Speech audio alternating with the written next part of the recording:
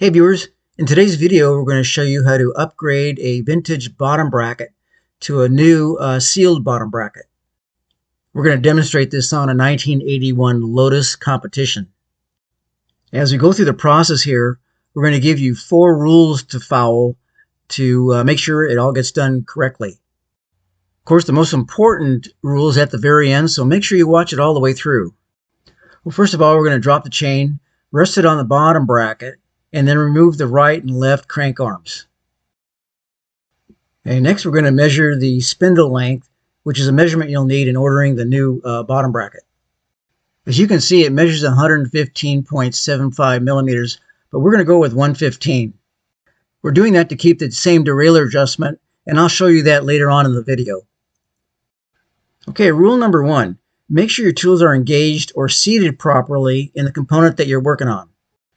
This way you avoid ruining any openings or notches in the components. Here we're removing the left side or the adjusting cup of the vintage bottom bracket. This side has the standard right-handed threads. So righty-tighty, lefty-loosey.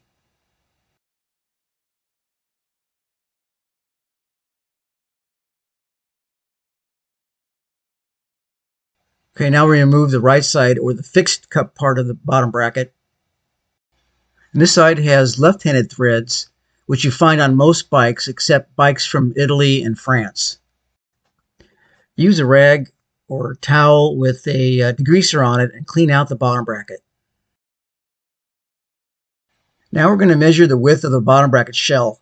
You can do this with the components on, but it's much easier to do it when they're off, and you're going to take them off anyway to replace it. Here it measures 68 millimeters, which is another measurement you're going to need to order the new bottom bracket.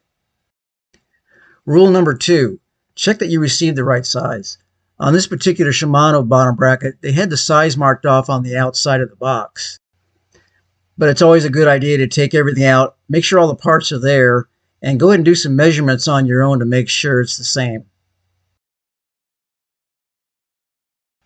Most, if not all, these new bottom brackets have the size stamped on the bottom bracket body itself, and also the positioning shows you the left side and the right side. Rule 3, verify the size. Here I measured the spindle length, and it's almost the same exact size as the one I took out, 115.77. It might be difficult to see on this video, but the bearings have a number on it, and you might want to write that number down, so in the future, if you want to replace just the bearings, you can do that, but you have to order the right bearing.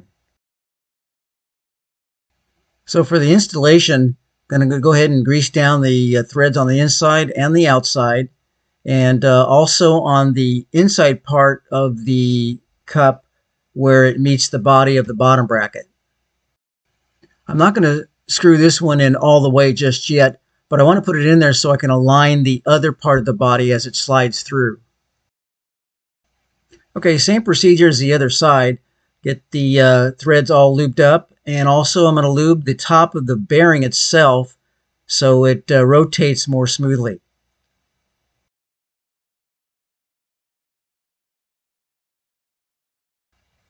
Okay, so push the drive side of the bottom bracket in. With your right hand, just kind of guide the spindle through so you don't knock the rubber seal out from the non-drive side.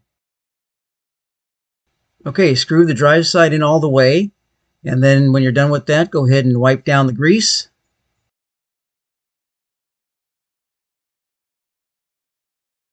Now we can finish screwing in the left side of the bottom bracket. I'm going back and forth here as I tighten it because the blue tape that they put on there made it kind of difficult to screw on. This made it a little easier.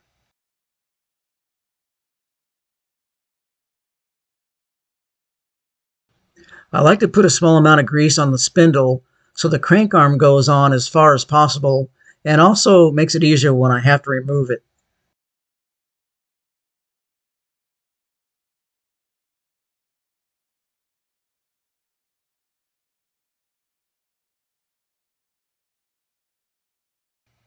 Turning really smooth. Whenever you put the chain back on, Whether you're working on your bike or outside for a ride and it falls off, go ahead and pull it from the bottom and turn the crank backwards. This keeps you from having to pick your bike up to spin the wheel. Okay, rule number 4, and the most important one, is to make sure your chain is still lined up correctly within the derailleur cage. This is why it's important to get the right measurement of your spindle length so you don't have to readjust the derailleur outward or inward. If for some reason you do want a longer or shorter spindle size, just remember you're going to have to readjust the derailleur. Well, thanks for watching, everyone, and we'll see you for the next one.